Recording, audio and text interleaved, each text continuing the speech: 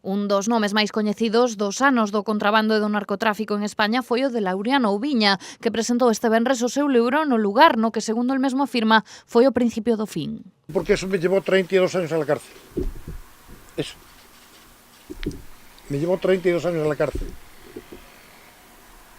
Si yo no me hubiera metido ahí, a mí no me hubiera pasado lo que me ha pasado. Téngalo por seguro. No vengo a gusto a este lugar, no.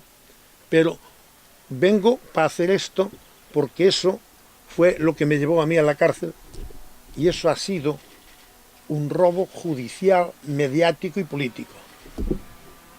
Case 300 páxinas nas que o histórico capo da droga conta aspectos da súa vida tales como financiamento a partidos políticos, o contrabando de tabaco ou o narcotráfico internacional.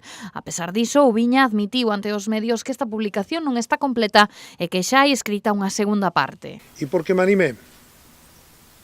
Porque creo que en todos estos años, largos años atrás, de mi cautiverio, creo que nos ha contado la realidad de cómo realmente soy yo.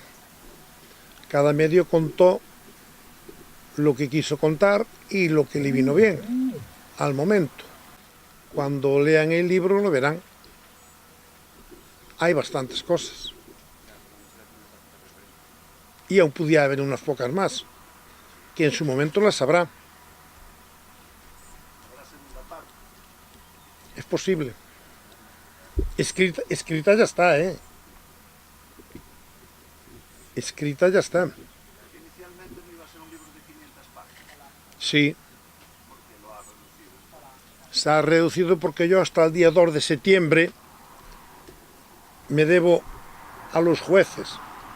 No cumplo el total de la condena. El día 2 de septiembre del presente año cumplo la total. A partir de ahí, como se dice, a calzón quitado.